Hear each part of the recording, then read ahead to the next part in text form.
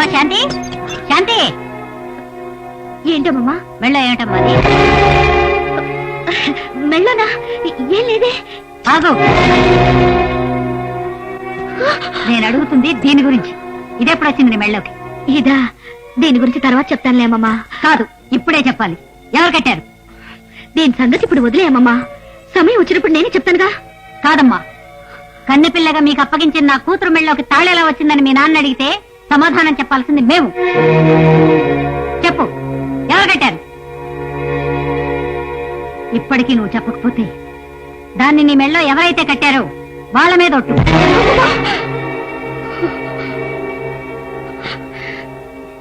దీన్ని నా మెళ్ళో కట్టింది దేవుడు.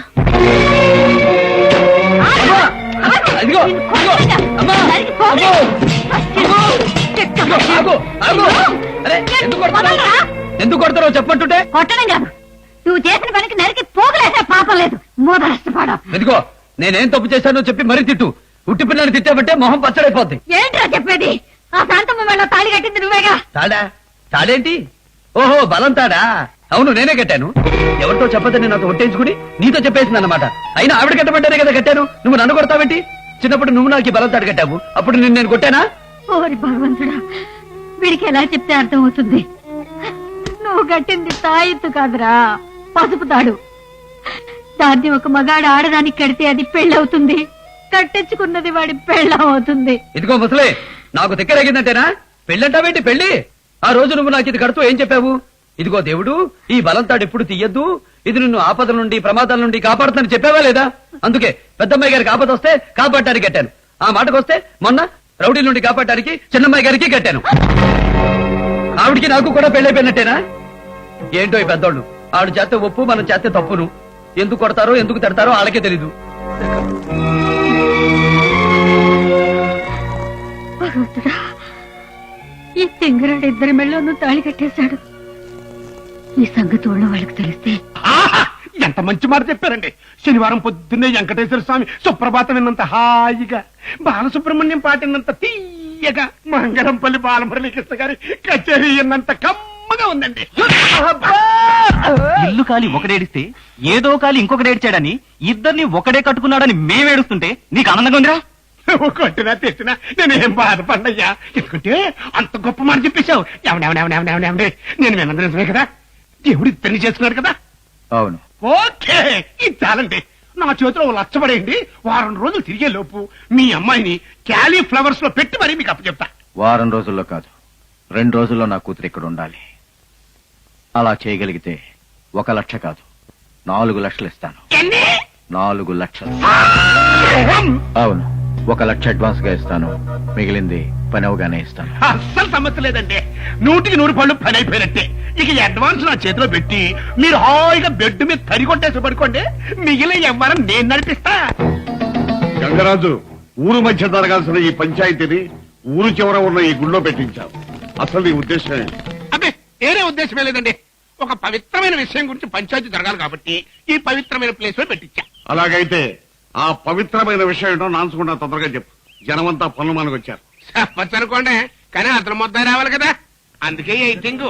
ఏరా కబరెట్టావా? మన అత్తగారిని పంపించాను దగ్గర తీసుకురాని. ఈ పాటికి వచ్చేస్తుంటారు. వాళ్ళొచ్చే లోపు సరిగ్గా 15 ఏళ్ల క్రితం ఇదే గుళ్ళో జరిగిన ఒక పంచాయతీలో ఇదే రాయుడు గారిచ్చిన ఒక పవిత్రమైన తీర్పుని మీ అందరికీ గుర్తు చేస్తున్నా. ఇదన్యాయం. ఏమిట్రా అన్యాయం? తాళి కట్టిన పెళ్ళం ఉండగా ఇంకో అమ్మాయి మెడలో తాళి కట్టడం న్యాయమా? ఆహాహా, తాళి కట్టిన మా తమ్ముడు తప్పైతే మరి కట్టించుకున్న ఈవిడి గారి సంగతి ఏంటంట చెప్పండి. సంతూరు కన్నా పరాయుడిది ఎక్కువైపోయిందా మీకు? ఏమమ్మా, అతని చేత ఇష్టపడే తాళి కట్టించుకున్నావా? అవునండి, అయ్యన్నారుగా. ఈయన తనకు పెళ్లి అవలేదని, వెనక ముందు ఎవరు లేరని నన్ను నమ్మించి నాకు తాళి కట్టాడండి. అంటే నిన్ను మోసం చేసి పెళ్లి చేసుకున్నాడు అంతేగా? అవునండి. ఆహా, అట్టగా. అయితే దాని సాక్షులు ఎవరమ్మా? మా ఊరు పెద్దలందరూ ఉన్నారండి. అవునండి, విన్నావుగా. ఏమమ్మా, ఆవిడతో సవితిగా కాపురం చేయడానికి నీకు ఇష్టమేనా? నేను చావునైనా చస్తాను గాని సవితిగా మాత్రం బ్రతకనండి. అదే నీ నిర్ణయమా? అవునండి. సరే, నేనిచ్చే తీర్పు వినండి. ఈ గడిచేటి గంగరాజు లింగరాజు వాళ్ళ ఉమ్మడి ఆస్తిలో వంచన చేయబడ్డ ఈ అమ్మాయి బ్రతుకుతెరువు నిమిత్తం 10 ఎకరాలు రాసిమ్మంటారు. స్టాంపు కాగితాలు తెచ్చుకో అమ్మా. మీ అబ్బగారు రాసిన ముల్లి మా దగ్గర ఉంది. నేను మా తమ్ముడు ఏలు ముద్దరు వేసేస్తాం. ఇది మేము మా అబ్బా తొంటి కాళ్ళు తొంటి చేతులు వేసుకుని కష్టపడి చెమటొచ్చి సంపాదించిన సొమ్ము. ఇందులోంచి 10 ఎకరాలు కాదు కదా, 10 అంగుళాలు ఇవ్వడానికి కూడా నేను ఒప్పుకోను. నువ్వు ఒప్పుకునేదంటాయా అయ్యగా తీర్పిచ్చాక? ఎవరికి రాయి గారు నాకు శిక్ష చేయడానికి వాడేవాడ్రా? నా బతుకు నా ఇష్టం. ఈ విషయాలు ఎవడన్నా జోక్యం చేసుకున్నాడో పుచ్చలగిరిపోతాయి. మాటలు నీకు పిచ్చెక్కిందా? అయ్యా రాయుడు గారు, మా వాడి తెలియక మిమ్మల్ని ఏవేవో అనేసానండి. దయించండి, క్షమించండి. వాడు తిట్టింది నన్ను కాదు గంగరాజు, ఈ ధర్మపీఠాన్ని. వాడు అవమానించింది ధర్మదేవతను. అందుకే వాడికి గుండు కొట్టించి గాడిద మీద ఎక్కించి ఊరేగించాలి. ఆ అమ్మాయిని మోసం చేసి పెళ్లి చేసుకున్నందుకు 10 ఎకరాలు మనవర్తిగా రాసివ్వాలి. ఈ ఊరి కట్టుబాటుకు విరుద్ధంగా 2 పెళ్లిళ్లు చేసుకున్నందుకు ఈ ఊరి నుంచి బహిష్కరించాలి. ఇది ఈ ఊరి పెద్దగా నేను ఆ గడిచేటి లింగరాజుకు విధిస్తున్న శిక్షలు. అయ్యా రాయుడు గారు, నన్ను మా తమ్ముడి నుంచి ఏం చేయబాకండి. కావాలంటే ఈ పిల్లకి 10 ఎకరాలు ఇచ్చేస్తాం. మీ కాళ్ళు పట్టుకుంటాను. మీరేసిన శిక్ష రద్దు చేసేయండి. ఒకసారి ఇచ్చిన తీర్పులో మార్పు ఉండదు. శిక్షలు అమలుపరచండి.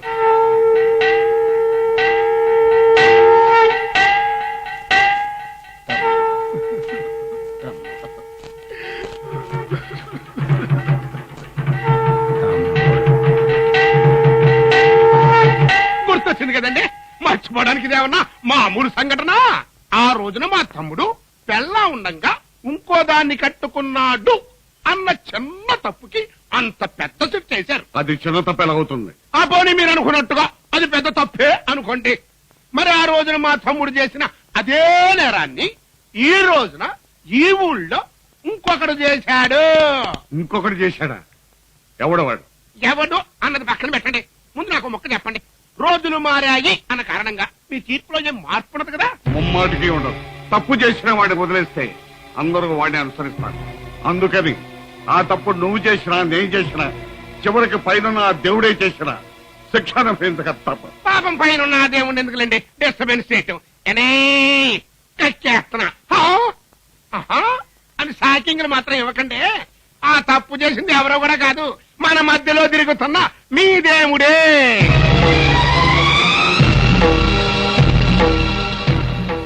ఏమిటయ్యా గగ్గరాజు నువ్వు మాట్లాడేది? పెళ్ళంటేనే ఆవిడ దూరం పారిపోయే దేవుడు 2 పెళ్ళిళ్ళు చేసుకున్నాడా? నీకేమైనా పిచ్చెక్కిందా? ప్రస్తుతానికి మా అబ్బా కొడుకులకి పిచ్చెక్కింది. ఆ దేవుడు దిగిన తర్వాత నిజం బయటపడుద్ది కదా, అప్పుడు ఎక్కుద్ది. ఈ ఊళ్ళో వాళ్ళందరికీ పిచ్చి. ఎరా కొడక, ఆ సర్వేశ్వర కూతురు కూడా కబురు చేసావా? గగ్గరాజు, మన ఊరు గొడవలోకి వాళ్ళెందుకు లాగుతావు? వాళ్ళని నేను లాగడం ఏంటండి బాబు? వాళ్ళంతటా వాళ్ళే కొడపు రడ్డమ్మో అంటే కుసేరావులమ్మా అటు ఫీల్డ్ లోకి ఎంటర్ అయిపోయి టోటల్ పిక్చర్ లోనే సెంట్రల్ అట్రాక్షన్ అయిపోయారు. అరుగో మాటల్లోనే వచ్చేస్తున్నారు. ఆహా, నారీ నారీ నడుము మురారి. ఏంటి తాతయ్య మమ్మల్ని ఎందుకు పిలిపించావు? హలో, ఎక్స్క్యూజ్ మీ, పిలిపించింది మీ తాతయ్య గారు కాదు, నేను. నువ్వా? ఏ? ఎందుకురా? ఆహా, తమరు చేసిన గొప్ప పనికి శాలువా కప్పి సన్మానం చేద్దామని. నేనేం గొప్ప పని చేశాను? అయితే తప్పుడు పని చేసావా? రేయ్, తప్పుడు మాటలు మాట్లాడమంటే చెప్పుచ్చు కొడతారు. తప్పుడు ఈ దేవుడు ఎప్పుడు తప్పు చేయడరా? ఆహా, మరైతే రెచ్చిపోయి వాళ్ళిద్దరినే పెళ్లి చేస్తున్నావు. ఆ తప్పుడు పని కాదే. ఏమన్నావురా? రే దేవుడు,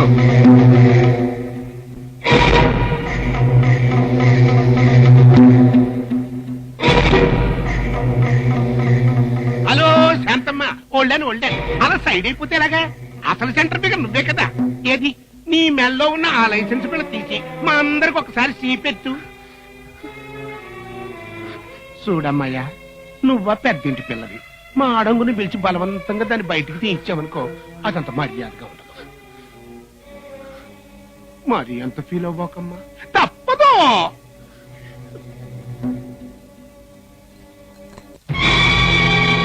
ఇప్పుడు చెప్పు, దీన్ని కట్టింది ఎవరు? నేనే కట్టించుకున్నాను. నువ్వు కట్టించుకున్నావు సరే, దీన్ని నీ మెల్లో కట్టింది ఎవరు? నేనే. ఏ?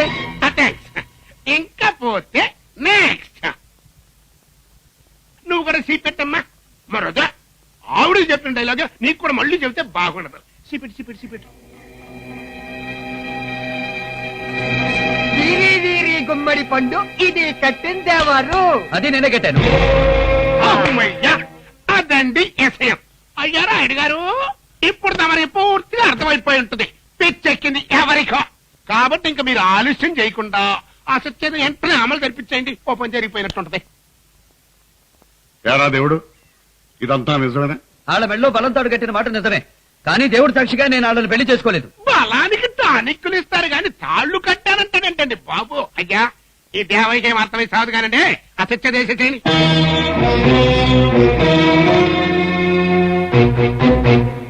సరే, మన ఊరి కట్టుబాటుకు విరుద్ధంగా ఇద్దరిని ఆగండి అయ్యారు, తొందరపడి అమాయకుడిని శిక్షించకండి. దుర్గమ్మ, ఇలా పంచాయతీలో మీ ముందుకొచ్చి మాట్లాడుతున్నందుకు నన్ను క్షమించండి అయ్యా.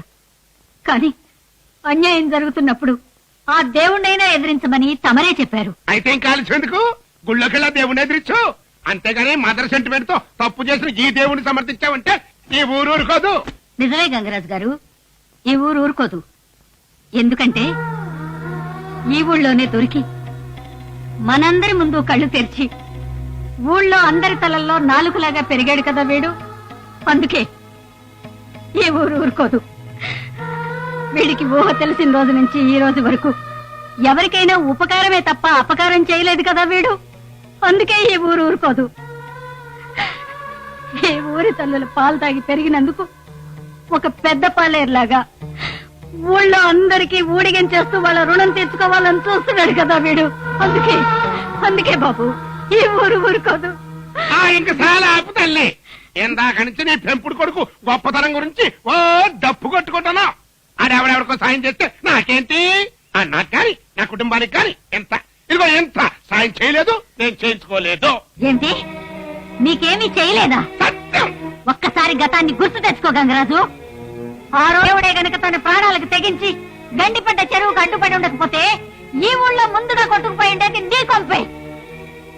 ఆ రోజు నా బిడ్డ ఆ పని చేసి ఉండకపోతే ఈ రోజు తీర్పు వినడానికి వీళ్ళు ఉండేవాళ్ళు కాదు, శిక్ష వేయడానికి పంచాయతీ ఉండేది కాదు.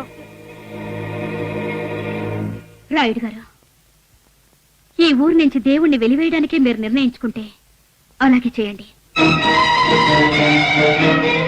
కానీ ఈ దేవుణ్ణి వెలివేసే ముందు ఇంకో నలుగురిని ఊరి నుంచి వెలివేయాల్సి ఉంటుంది. ఇంకో నలుగురా? ఎవరమ్మా వాడు?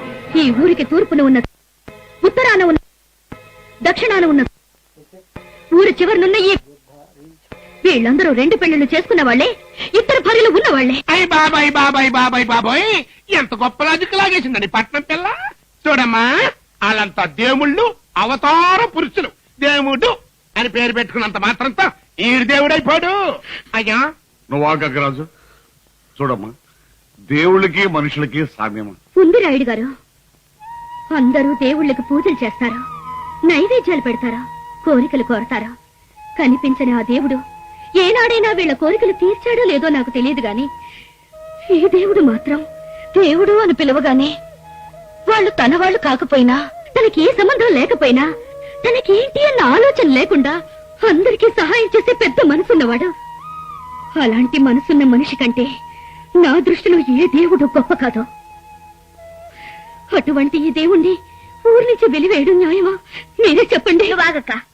రాయుడు గారు, ఆ రోజు గంగరాజు గారి తమ్ముడికి శిక్ష వేసినప్పుడు పంచాయతీకి ఎవరు కంప్లైంట్ చేశారు? ఈ గంగరాజు మరణలు. ఇప్పుడు దేవుడి మీద కంప్లైంట్ చేసింది ఎవరు? మీ దేవుడు కట్టుకున్నది మమ్మల్ని, కంప్లైంట్ చేసింది మేము. మధ్యలో నువ్వెవరు? మాకు చుట్టమా బంధువా? హలో మేడం, ఒక బాధ్యత గల పౌరుడిగా, as a citizen of this village గా మా డాడీకి వెయిట్ రైట్ ఎప్పుడు ఉంటాయి. ఇది విలేజ్ సమస్య. Shut up. ఇది మా పర్సనల్ విషయం. ఒక భార్య ఉండగా ఆమె అంగీకారంతో ఇంకో పెళ్లి చేసుకోవచ్చని చట్టంలోనే ఉంది. అతన్ని పెళ్లి చేసుకున్న మా ఇద్దరికి లేని అభ్యంతరం నీకెందుకు? ఇదిగో మళ్ళీ మీరు కూడా పెళ్ళంటారు. అసలు మీకు నాకు ఏ సంబంధం లేదంటే నేను పోతున్నాను. ఒరేయ్ దేవుడు, ఈ ఊరికి నాకు ఏ సంబంధం లేదు. నేను అసలు వాళ్ళని పెళ్లి చేసుకోలేదు.